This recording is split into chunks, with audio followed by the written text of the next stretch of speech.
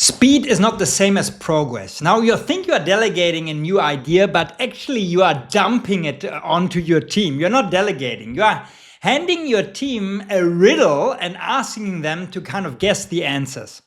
Now in this video, I share a powerful framework that turns kind of your shower ideas into projects your team can actually execute and run with. Now, here's the truth, okay? This is the average person. And the average person gets an idea in the shower, then they towel off, get dressed, and forget about it before breakfast. Nothing happens. The idea dies, no harm done. Now here on the other side is the entrepreneur. So the entrepreneur is built differently. The entrepreneur gets a new idea before the shower, during the shower, and after the shower. And by the time the hair dries, the entrepreneur has already messaged the team, drop everything, this is the new priority. Now that instinct is not a flaw. It's an engine, but it is also a reason you have a business, and most people do not. Okay, it's a reason you have a business, and most people do not. You see an opportunity where others see just a normal Monday. But the truth is that, and that's the truth nobody tells you, the same instinct that built your company is also the thing that at some point adds a lot of confusion and actually slows things down. And here's what that looks like in real life. You delegate without clarity and your team comes back with 100 questions. What did you mean by this? Who owns that? What is the budget? By when? And it irritates you like heck if you're anything like me. But the questions are not the problem. The missing clarity from your team is. And so in this video, I want to show you why that is. And I want to give you a simple project framework that actually fixes this once and for all. Now, let me be clear about something. The idea is, in most cases, not the problem. It's the time after the idea, the 10 minutes after you get the idea. You take a kind of a raw and half-formed idea, still kind of warm from the shower, and you hand it straight to your team, and you think you are delegating, but you are actually, and you think you're empowering people, but you are not. You are handing them kind of a riddle and asking them to guess the answers. Okay, how, many of you have launched something on a Monday that the whole team was excited about, and by Friday, nobody could agree on what you were actually wanting to get accomplished. Now, that's not a team problem. This is kind of a clarity problem, and clarity is your job as the business owner and not your team's job. So when you delegate an idea, instead of a defined project, so you delegate just an idea rather than having a delegated, defined framework project, you're not freeing your people, you're actually setting up a trap. Okay, 3 smart people hear the same sentence from you and walk away with 3 different projects in their minds and in their heads, and they are still and they start working. They are all work really hard, and they all build slightly different things. Then you wonder why in the world what they are launching is kind of a mess.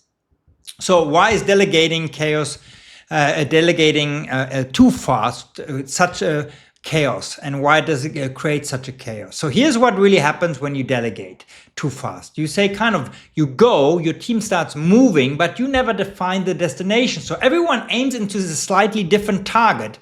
And so the marketer optimizes for leads, the operator optimizes for a clean process, the sales person optimizes for a quick win. Everyone is rowing hard, but nobody is rowing into the same direction. And that is chaos, and chaos is expensive. It costs you in rework, it costs you in wasted weeks, it costs you in trust, because your team starts to feel like the goalpost moves every time you basically walk into the room or you give feedback. Now, here's the part that really hurts. Your team is not the problem. You are. That's my German big heart saying, we have to be honest about this. It's you, the business owner. It's me. I move too fast and faster than our own thinking. You delegated before you actually got a clear picture yourself. You just wanted to get it off your chest and get the team moving because you thought it was such a great idea. Now, you believe speed is the same as progress, so you push the idea out fast to feel productive, but speed without clarity is just motion. And motion is not the same as movement towards something and towards the right goal. So a self-managing business, that's what this channel is all about, does not run on your energy, it runs on your clarity. So the day you stop being the bottleneck is the day your projects start with a definition and with kind of a real framework rather than just an impulse. And that's why a needed project framework is so important. So I want to show you this here, this project framework, and down below the video somewhere there is a link. You get access to this whole document that actually goes into depth explaining what I just kind of highlighted. But then at the end there is a project framework, and the project framework is really a powerful thinking tool. So it really helps you to think before you act. And that's what it's all about. Even the acting, if you don't want to delegate something to your team, sometimes I fill out the project framework and afterwards I realize this is actually not something we should be doing. And so I just quickly want to tell you what the questions are. It takes around 20 seconds and not 20 seconds, sorry, 20 minutes. 20 seconds, you are way too fast. 20 minutes, maximum of 30 minutes, depending on how big your project is. And I will want to give credit where credit is due. So back in the day, I really learned this, and some of the questions are coming from the Project Vision Caster by David Hyatt, and the Impact Filter by Strategic Coach. Okay, so I just have used it so many times, don't know where it came from now, which question comes from which, and I built kind of my own framework around it, and that's what you get. But the original inspiration came from Michael Hyatt and Dan Sullivan and their thinking tools. So both very much worth checking out. So you first want to kind of write down the project name. What is the project name? Because even clarifying the name, what the project is, can make a difference. Then you really want to kind of look at who is the project leader, who will oversee that the work and the goal is actually getting done. And then who is the project manager, who is actually making sure that the project is going to take place on time through basically making sure that the work is done in the right way and in the most efficient way and on time and on budget. And if you don't have a name there, you need to put first your name. Okay, that's why sometimes putting this together helps you, because you realize, oh wow, maybe even my project manager is too busy now, and you realize, okay, should I take away from my project manager something that they are doing currently, or should I actually make this a better priority? Just answering these 4 questions already kind of gets you really going. But now let's jump in it. Again, it takes 20 minutes. You want to kind of start with the project goal and ask the question, what do you want to achieve? What is actually the goal of what you want to achieve? And you just note down a few things you want to achieve.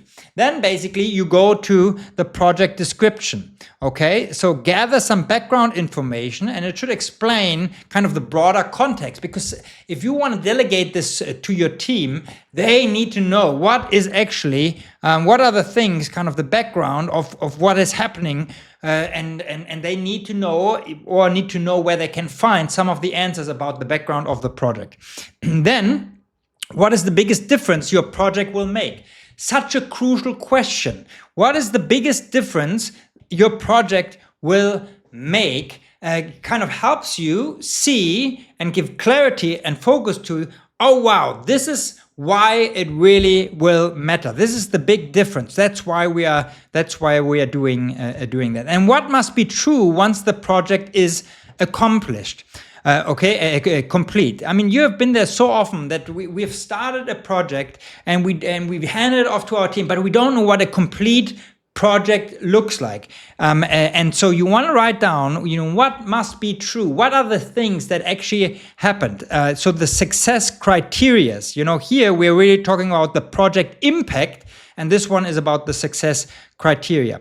And then you want to go in the best case, what does the complete project look like? This is really about the success outcome. You want to write this down, and then describe the outcomes if the project does not get the way you imagined today. If it does not get done today the way you want it to get done, why? What is the outcome?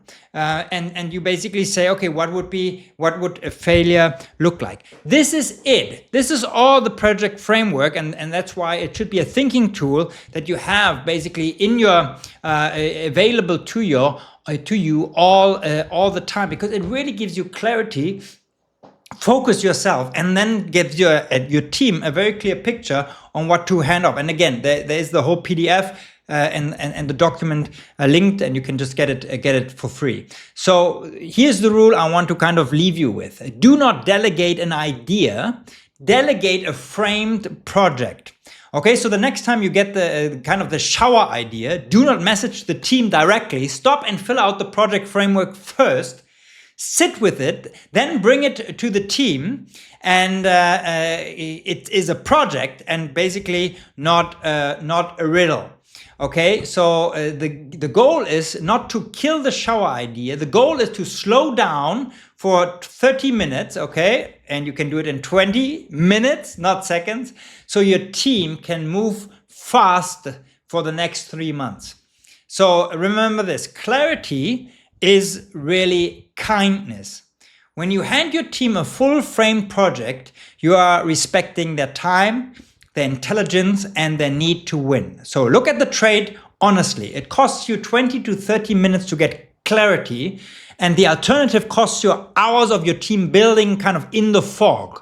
Lots of back and forth, lots of rework, and the biggest cost of all, the opportunity cost, the important things they are now not working on because you have pulled them into kind of chasing a half-formed idea. So 20 minutes of thinking buys back weeks of execution. And that's what a self-managing business is all about, a team with more clarity.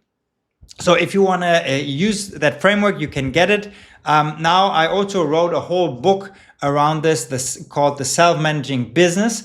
And actually, you can get it for free. You just cover the shipping. There's a link in the description as well. It's a powerful tool. I just heard back from somebody who bought it, who wrote us. He wants to actually get 50 copies.